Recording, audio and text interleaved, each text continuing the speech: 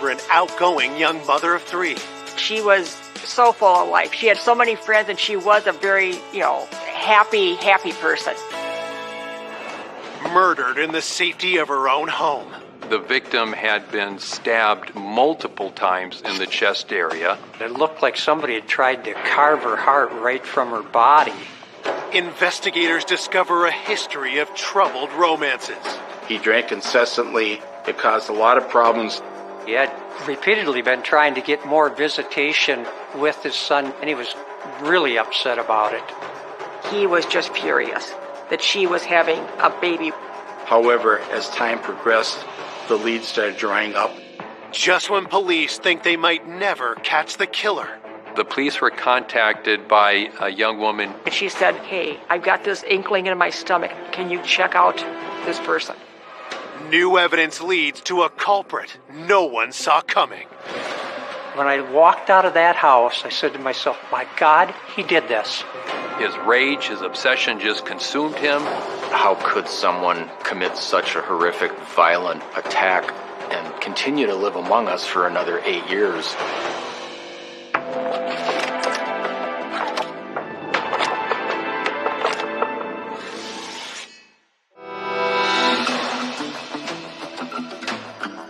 Less than an hour outside Minneapolis, Big Lake, Minnesota feels like a world away from the bustling city.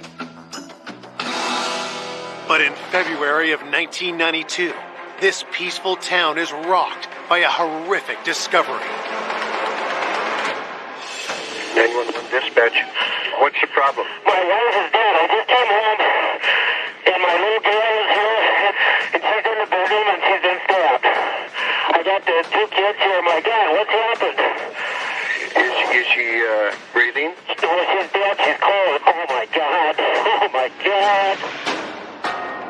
The caller, Charlie Jensen, says the victim is his wife, 39-year-old mother of three, Linda Jensen. At about 4:18 p.m., I received a call in my office from my lieutenant who indicated that a homicide occurred in Big Lake Township. While patrol officers take Charlie and the 2 children away from the home, detectives arrive and begin their investigation. When I entered the scene, I entered the bedroom, saw the victim lying at the foot of the bed face up, ascertained obviously that that person was dead. She was naked. She had a comforter over her body with a large knife, pinning the comforter to her body, having been stabbed right through her chest. The victim had been stabbed not just once, multiple times in the chest area. There was some dried blood on the corner of her mouth. The individual was cold to the touch. The victim appeared to be dead for quite some time. Even for seasoned detectives, the viciousness of the attack is shocking. I thought it was a horrific overkill with the knife. It looked like somebody had tried to carve her heart right from her body. My theory was the perpetrator was really angry with the individual, and that's why he had stabbed her in such a heinous way. The knife appeared to be like a kitchen steak knife. It was later ascertained that the knife itself had been taken from a butcher block in the kitchen of the residence. After finishing up with the body, investigators examine the rest of the home for clues. There was nothing that appeared to be out of place whatsoever. The house may have been a little on the messy side, but there was no signs of any of the drawers being opened, nothing being disturbed. I observed that there was no sign of a forced entry. It was really actually kind of a clean crime scene, other than the homicide itself. No fingerprints, no blood samples. As detectives continue searching for evidence, news of Linda's murder reaches her family. I got a phone call from Charlie, and he said, "We lost Linda. Linda's dead. She's been murdered." I was screaming. Just screamed and screamed and screamed because she was gone. And I didn't want to believe it. Born in a Minneapolis suburb in 1952, Linda had 3 siblings. Linda was my dark-haired sister. Beautiful, beautiful sister. She was so full of life. Linda was the person that you find climbing a tree. She loved to swim. She just would go, go, go. Linda's boundless energy continued into her adult years. Linda loved to go speed skating.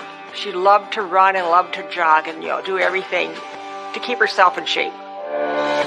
In 1971, Linda married her childhood sweetheart, Charlie. My folks would rent a cabinette every year, and it happened to be Charlie's parents' cabin resort. And that's how Linda and Charlie met.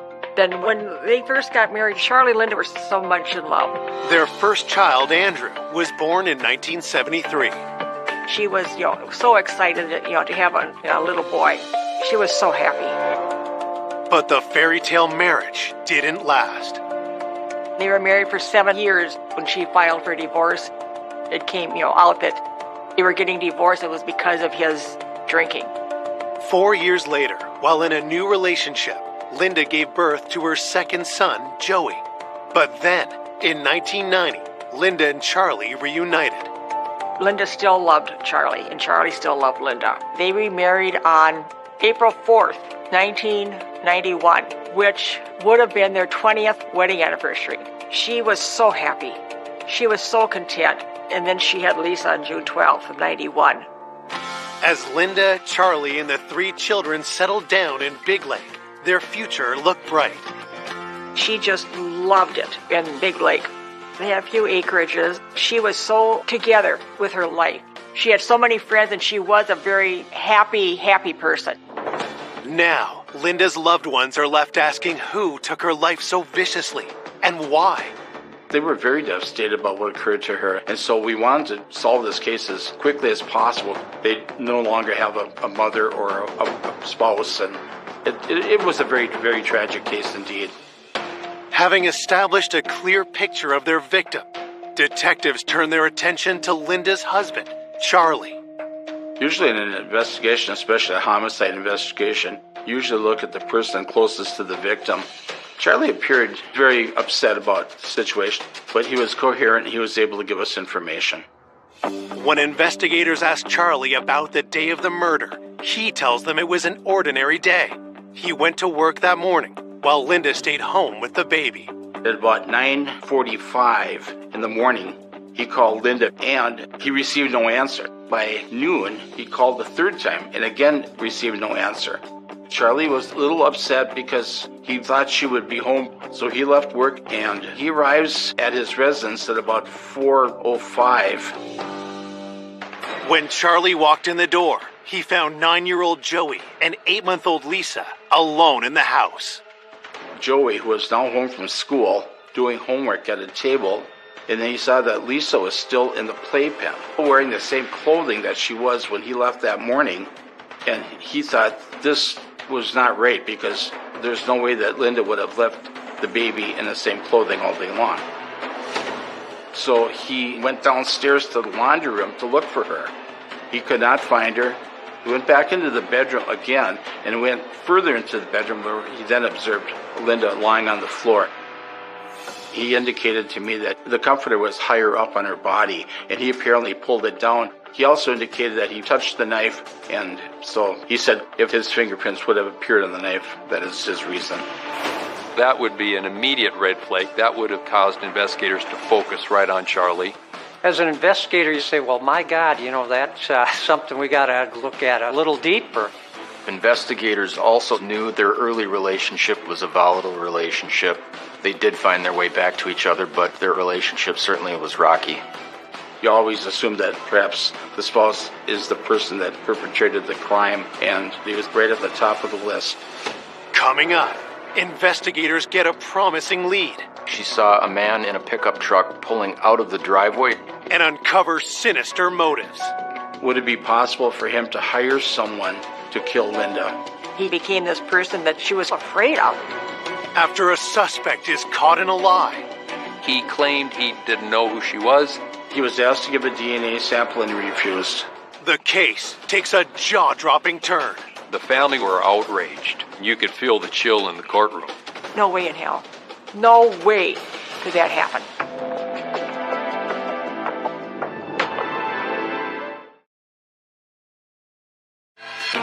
Police are investigating the brutal murder of 39-year-old mother of three, Linda Jensen.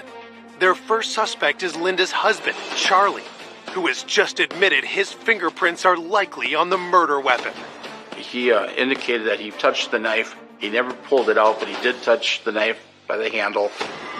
Is Charlie trying to cover his tracks? Searching for a possible motive, detectives ask why he and Linda divorced 14 years ago. Charlie indicated that they had a good relationship. The only reason the marriage broke up was simply because of his drinking. Before Linda and Charlie got married, the first marriage, Charlie got sent to Vietnam. What he went through in Vietnam always stayed with him, and he got into heavy drinking because of that. He drank incessantly. It caused a lot of problems in the marriage. So eventually, by 1978, Linda sought a divorce. When Linda and Charlie remarried in 1991, Charlie had stopped drinking, but other demons remained. Charlie had, really kind of given up his partying, and he became more of an adult. But yet, what he went through in Vietnam always stayed with him. Had Charlie's old issues returned, this time with fatal consequences? Investigators get to work checking Charlie's alibi. Charlie indicated that he left the residence at about 6:15 a.m. to go to work. And he proceeded back to his residence at about 4:05 p.m. We retraced his steps, and we talked to a fellow coworker who verified the time that Charlie had arrived at work and the time that he left, and no time during that day did he ever leave. Before detectives let Charlie go, they take a sample of his DNA. At that time, we could do a little bit of DNA testing, but it hadn't reached the point where it could identify a suspect positively. So the investigative team was collecting DNA samples and then preserving it. Charlie was also asked to do a polygraph test, which he did.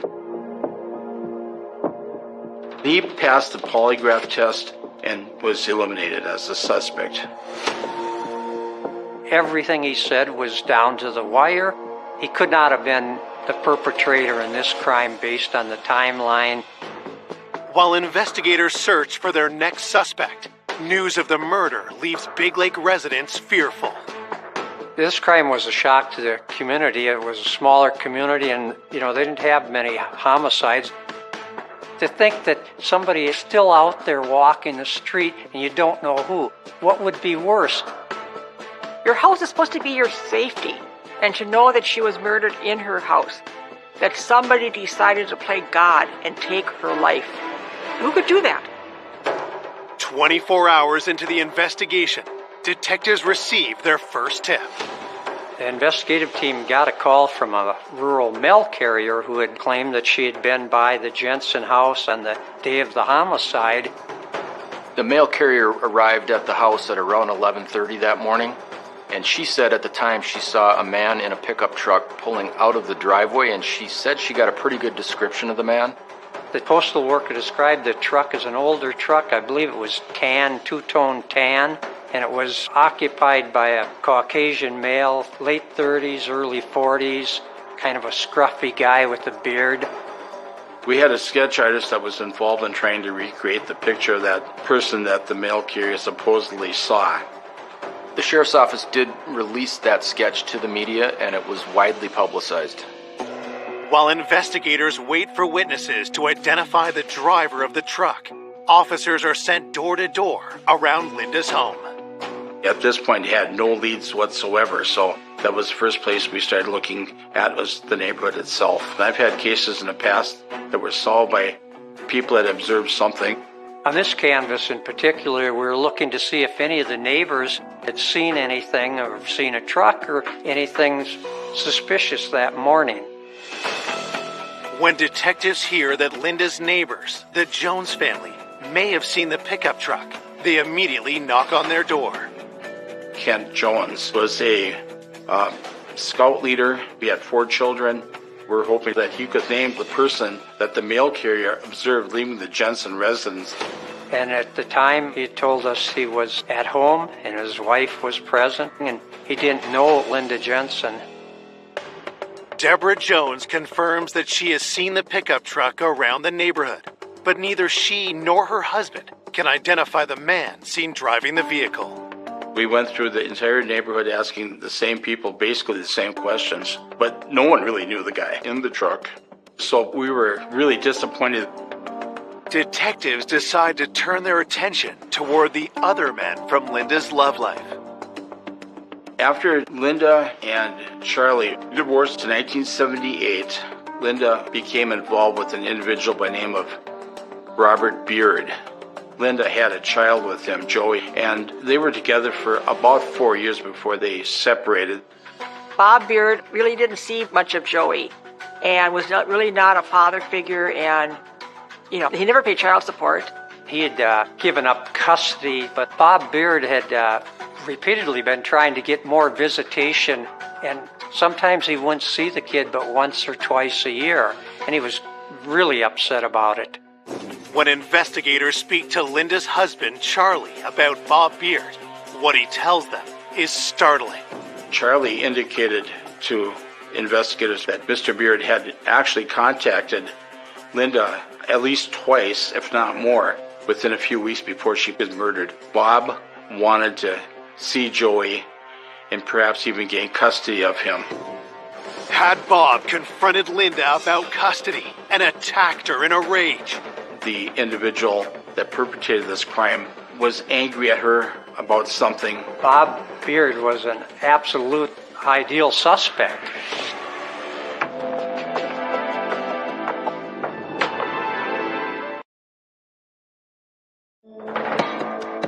Detectives investigating the murder of Linda Jensen suspect she may have been killed by her ex, Bob Beard, in a battle over custody of their son, Joey.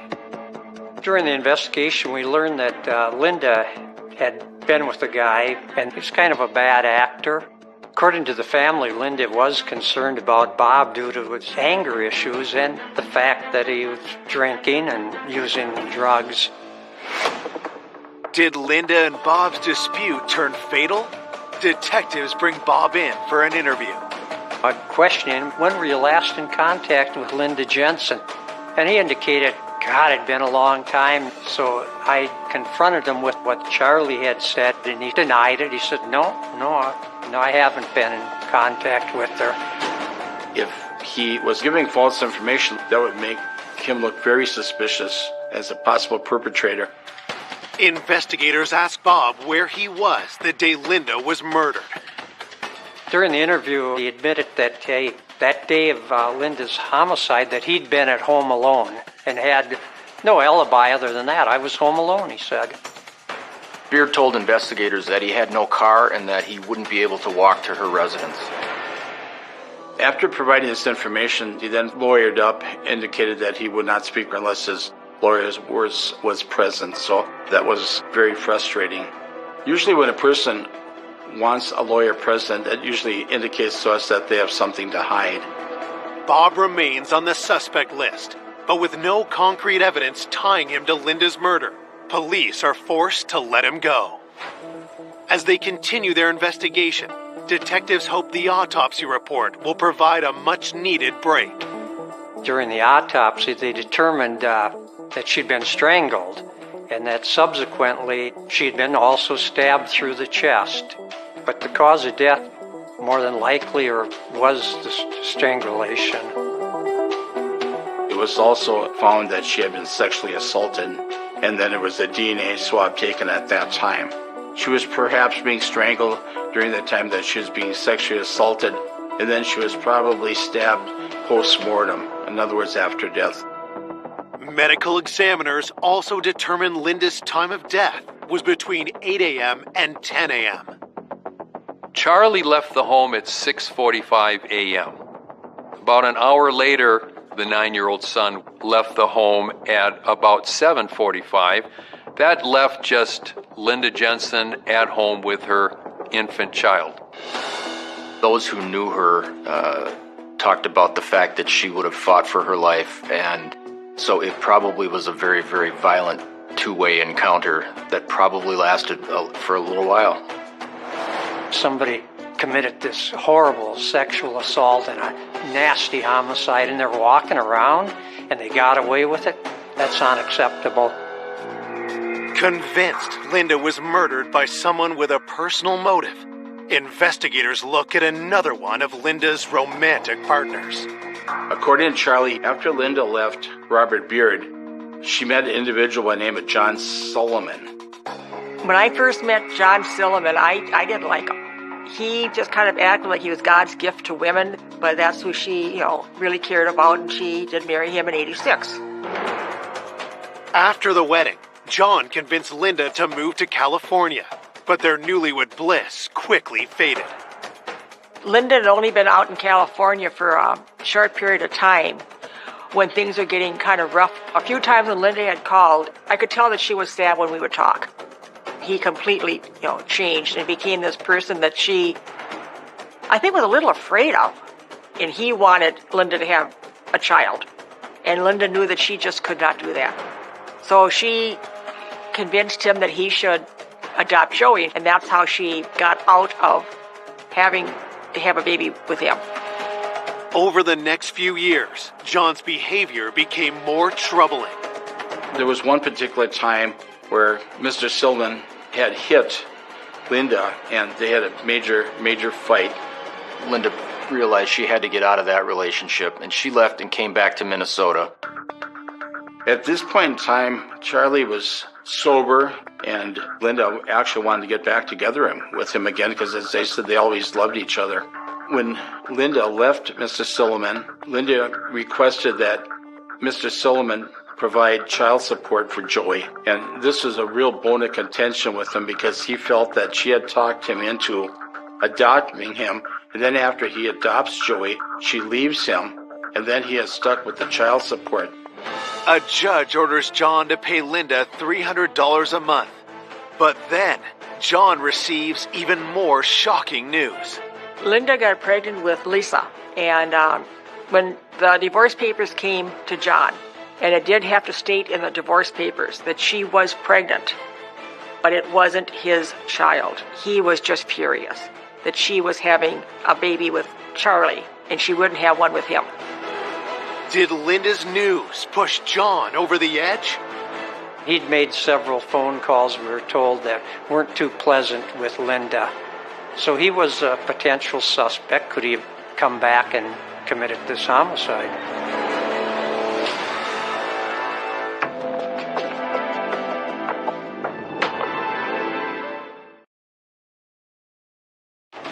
Four days after the shocking murder of Linda Jensen, police have learned her abusive ex-husband, John Silliman, was enraged over her child support demands and news of her pregnancy with another man. Did his resentment lead him to kill? Police fly to California to interview him. When I interviewed him regarding the abuse, he indicated it was a two-way street, that they both abused each other. They fought all the time.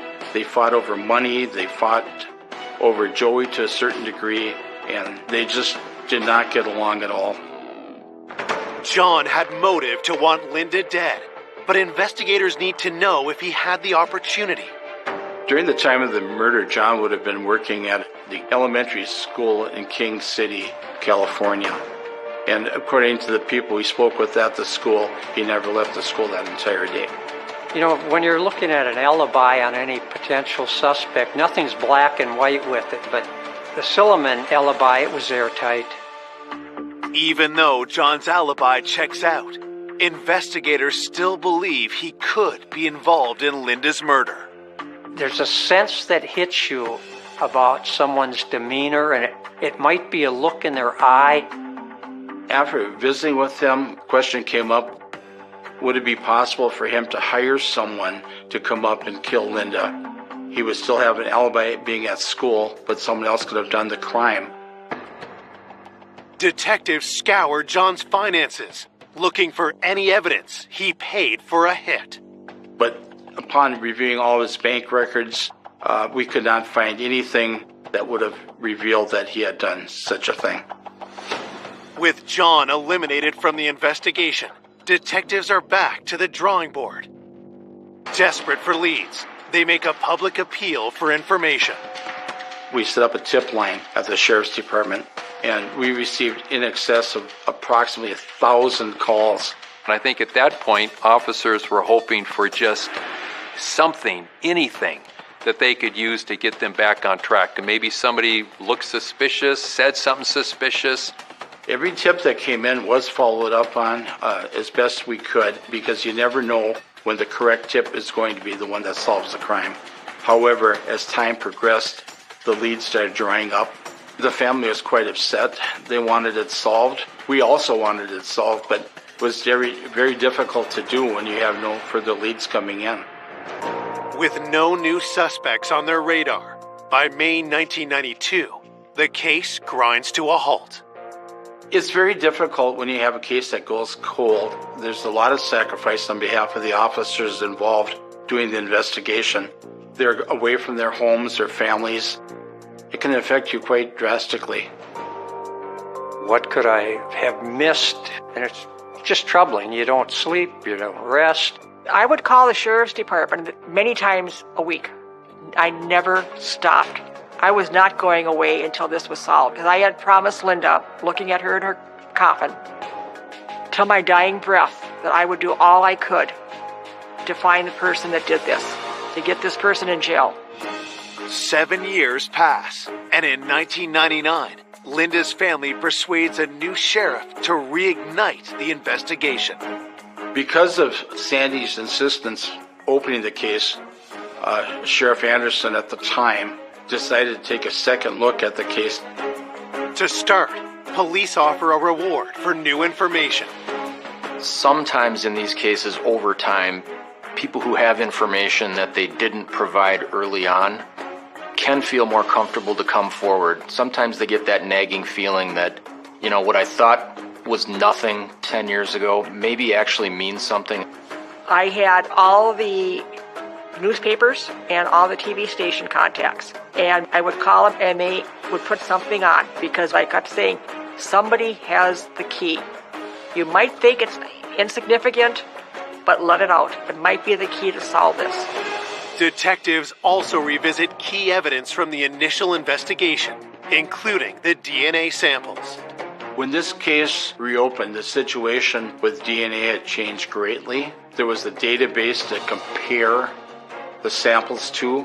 Also, when obtaining a sample, it took less time to get a response back. Investigators always collect DNA samples of family members and anybody with close ties. We did go back and look at potential suspects. Investigators compared DNA from Linda's sexual assault to samples from her former romantic partners, Bob Beer, Charlie Jensen, and John Silliman, as well as a database of known sex offenders. When the results come back, detectives are stunned. Investigators took between 80 and 85 DNA samples for testing, and they ruled everybody out. All of the men that she had been involved with in consensual relationships had been eliminated as possible suspects in the homicide. Yeah, it just kind of dropped me right down.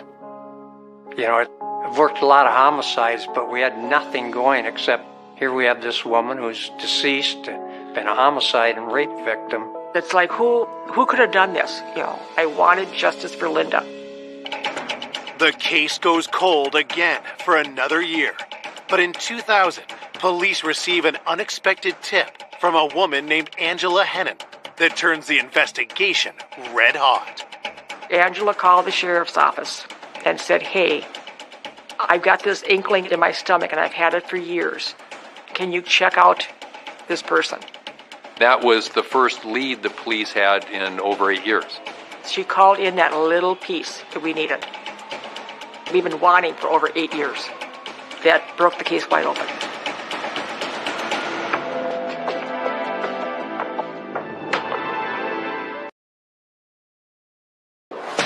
Police investigating the 1992 cold case homicide of Linda Jensen have just received their first tip in 8 years. Detectives are stunned when caller Angela Hennon points them to someone familiar. Angela identified herself as a prior acquaintance of Kent Jones. Kent Jones was the local Boy Scout leader in the community. Angela Hennon had had an affair with Kent Jones right after the Linda Jensen homicide. and said she brought up to Kent Jones the Linda Jensen homicide, and he denied knowing her. And he became very angry and agitated about that subject coming up. A few months later, Angela indicated that when she was talking to Mr. Jones, he indicated that he knew Linda quite well. He saw her jogging past his residence, he visited with her, and he basically changed his story completely from what he told her previously. So she felt compelled to report that to the police because she just found it unusual. When investigators first spoke to Mr. Jones in 1992, he was not a suspect. He was just a neighbor. He denied knowing her as well as perpetrating the crime itself. And his wife alibied him. She said that he had been home that entire day. So obtaining the information that Mr. Jones did in fact know Miss Jensen, at least collaterally, told investigators right away that he had been untruthful or deceptive with them. Well, as an investigator hearing that type of a story, I would think that he has some involvement. There's something that is not right and needs to be followed up further. Detectives dig into Kent Jones's background. At the time of the killing, Jones was the leader of the local Boy Scout troop, church-going family. He and his wife Deborah had kids. Certainly the persona of him was that he was a fun-loving, good-natured, well-liked guy. But as they dug deeper, investigators opened up a different side to him, what he wants you to believe. Mr. Jones had a lot of skeletons in his closet. Outwardly, he seemed like a family man, and inwardly, he had a very, very dark side to him. He had a criminal history. He rented a storage locker that one night caught on fire. Mr. Jones entered a claim to the insurance company, and as it turned out, he probably had about $35,000 worth of items in that locker and not several hundreds of thousands that he claimed. It was an overclaim, and he was subsequently investigated and charged with defrauding the insurance company. Investigators then discover an even darker side to the father of four. There'd been some suspicion that he'd been abusive with his wife in the past. I read a report that Mrs. Jones had been stabbed.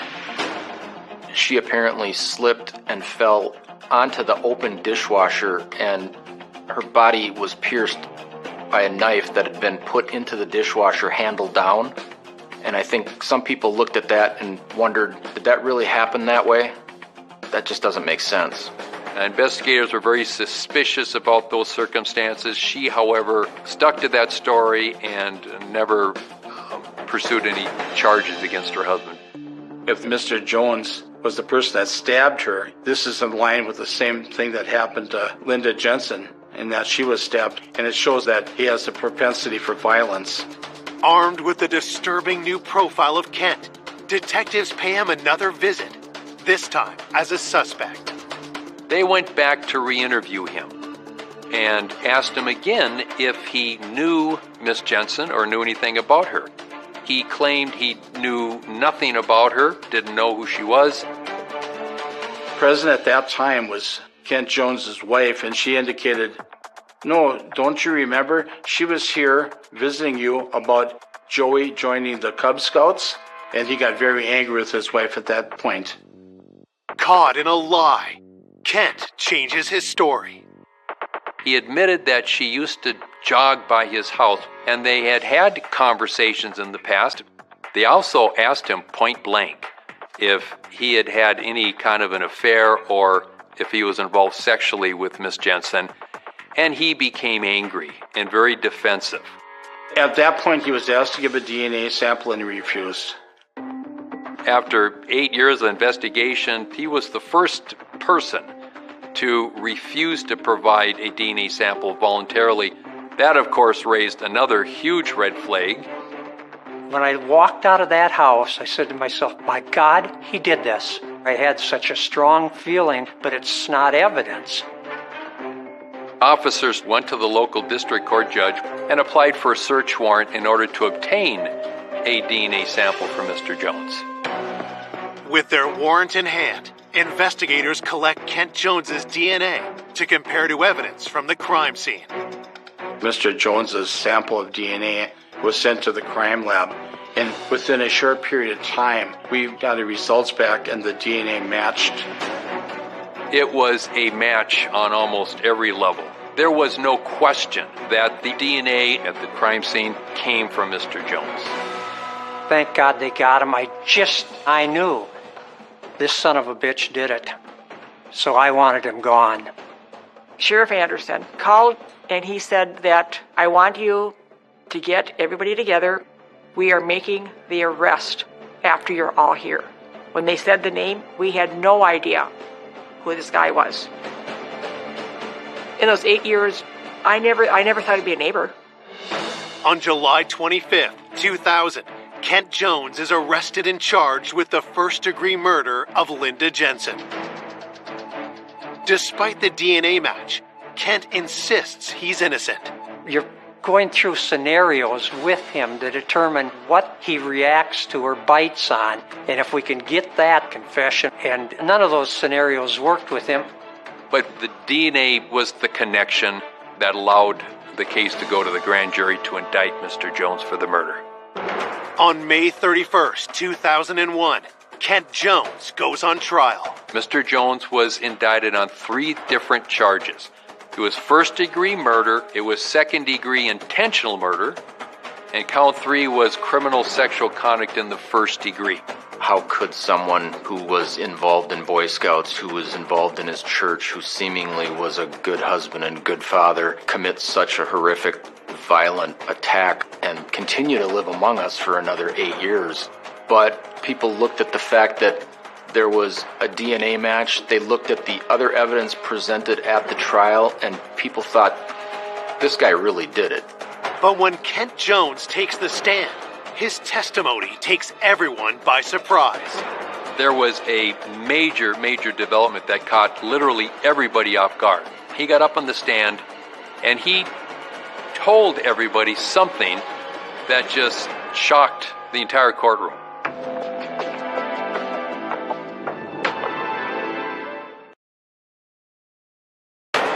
Nine years after Linda Jensen was raped and killed, neighbor Kent Jones is on trial for first-degree murder.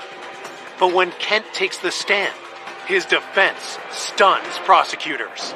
Under oath, in court, in front of the jury, he testified that he had actually been having an affair with Linda Jensen. Mr. Jones's defense was that he was having consensual sex with Linda, and that's why they found the DNA when they did the autopsy on Linda. The family were outraged. You could feel the chill in the courtroom. No way in hell. No way could that happen. He murdered my sister, and he's trying to murder her reputation. And how dare he? And I had to tell the family, I am sorry, but this is Mr. Jones' day in court. The jury can disbelieve it if they want. That's up to them. But there's no way legally I could prevent him from presenting his defense. Each time he changed his story from, I don't know her, to, oh yeah, I knew her because she jogged by my house, to, wait, we did meet once to talk about Boy Scouts, to, we had a consensual affair. It wasn't laughable, it was just sad. The decision rests with the jury. On December 8th, 2001, they return their verdict. They find Kent Jones guilty on all 3 charges, and he is later sentenced to life in prison. I think after all of that, there was a great sense of relief from the family that, you know what, we don't believe this. Thank God the jury didn't believe it either, and this guy is actually going to get what we've been looking for now for years. After he was sentenced and he was taken out of the courtroom, the jurors came up and were giving us hugs. And you know, I'm thinking it's got to be over. But less than 3 years later, Linda's family is dealt a sickening blow. After Mr. Jones's conviction, he did file an appeal that went directly to the Minnesota Supreme Court. Mr. Jones and his attorneys wanted to present evidence of an alternative perpetrator, and the Supreme Court agreed with the defense, overturned the conviction, and result in us having to retry the case a second time. From the time he was arrested, it was like 5-6 years that we've been going through court hearings. How much more does the justice system want this family to go through? Once the Supreme Court's ruling came out, people started to question whether Jones was going to be released.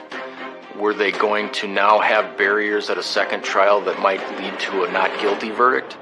In November 2006, Kent Jones stands trial again. On the second trial, out of the blue, he decided he would name Charlie Jensen as the alternative suspect. He still claimed he was having an affair, but this time he testified that he had intercourse with Miss Jensen the morning of the murder. Kent Jones claims that when Charlie arrived home and discovered the affair, he murdered Linda. Everyone knew Mr. Jensen had an absolute ironclad alibi, confirmed and reconfirmed, and I thought Mr. Jensen was going to get up and start making a scene and yell or something, because I could see that look in his face. I could see it boiling up. And to his credit, he held his composure. His lies just kept going farther and farther and farther until left field. And my fear was that it was going to drag on through the court system over and over and over. The prosecution presents their theory of what really happened that day. I believe in his mind, Linda was his fantasy girl. He saw her running on occasion past his house. She had spoken with him about Joey joining the Cub Scouts. This was a crime of obsession. He knew she was home alone with just an infant. For whatever reason, decided to act on his impulse that had probably been building up for months and months. I believe Mr. Jones went over there to visit with her, talk to her, try to induce her into perhaps having sex with him.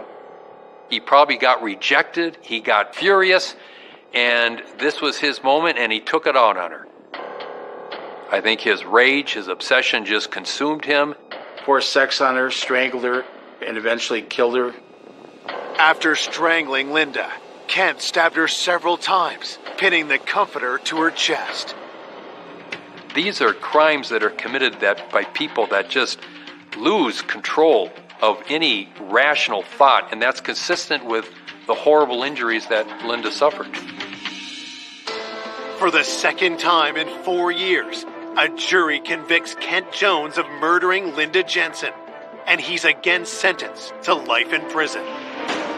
I was really happy for the Jensen family in particular, especially having to go through a second trial like they did. I could finally take a deep breath and have this heavy iron coat that I didn't know I was carrying, have that fall off of me, that it's over, it's done. Though justice is served, Linda's loved ones have never gotten over her loss. He's not eligible for release until 2030, and I will be there. I will do anything I can to keep this man in jail forever. He should not be able to enjoy life, because he did not allow Linda to enjoy life. There's times that I still want to call her. I miss her every day. I don't have a sister on this earth. And I can still close my eyes and just hear that laugh of hers. That beautiful, carefree laugh and just loving life. Linda loved life.